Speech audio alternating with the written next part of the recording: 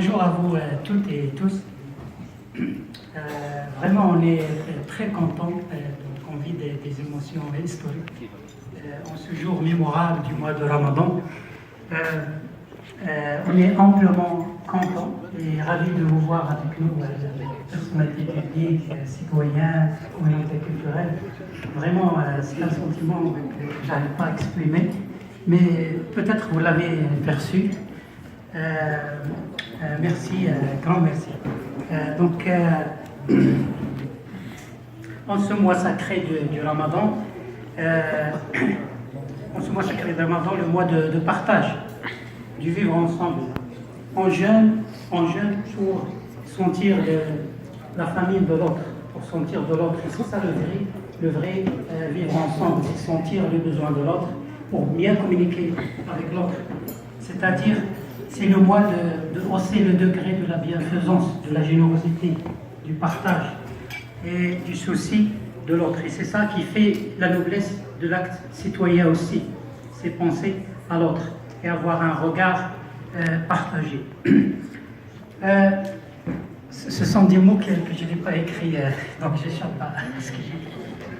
Donc, surtout, nous, on vit, c'est une fierté aussi de vivre un pays qui est pacifique, reconnu mondialement par ce rayonnement pacifique. Notre province de richesse et de diversité, notre ville montréalaise, cosmopolite et multiethnique, qui rayonne avec ce vivre ensemble, surtout en ce mois sacré de Ramadan. On n'arrive même pas à inscrire ou bien à noter la liste ou bien le nombre des initiatives qu'on a observées durant ce mois. Ici, je veux présenter un exemple. Je m'attarde à celui d'Atlas Media, qui a déjà marqué un historique dans le vivre ensemble. Et dernièrement, l'initiative de Racine, l'association qui veille à l'épanouissement des familles. Toutes ces initiatives s'inscrivent dans le cadre du bon vivre ensemble. Du bon vivre ensemble qui renforce la connaissance, l'interconnaissance entre les communautés culturelles et les citoyens. Et c'est ça le vif du vrai bon vivre ensemble. Notre vrai ennemi, vraiment, c'est l'ignorance de l'autre, c'est la méconnaissance, et ces deux facteurs qui amplifient la méfiance et les préjugés. Donc il faut investir dans les similitudes, dans les communalités. La raison pour laquelle on a créé le Centre interculturel canadien pour le vivre ensemble, et je vous invite à lire la carte qui vous le présenter brièvement, avec les réalisations qu'on a fait, avec une programmation vraie. Donc ça illustre la mission, les valeurs et aussi par quoi on peut se démarquer, parce que nous, on essaie d'innover en termes du processus et d'outils de travail. Le fond et la mission, c'est de vivre ensemble, les valeurs, c'est de vivre ensemble, mais la créativité peut-être est dans la manière avec laquelle on aborde le sujet. Et jusqu'à présent, alhamdoulilah, on a fait 5 à 6 événements variés, comme vous allez le voir ici. Donc, on est dédié à la promotion de la connaissance, de la reconnaissance, de la communication intercommunautaire et interculturelle.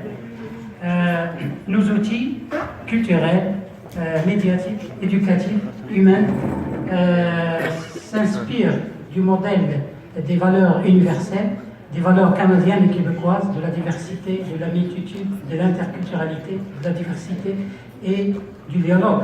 Donc il est temps de mettre en valeur, encore et encore, de mettre en avant ces valeurs.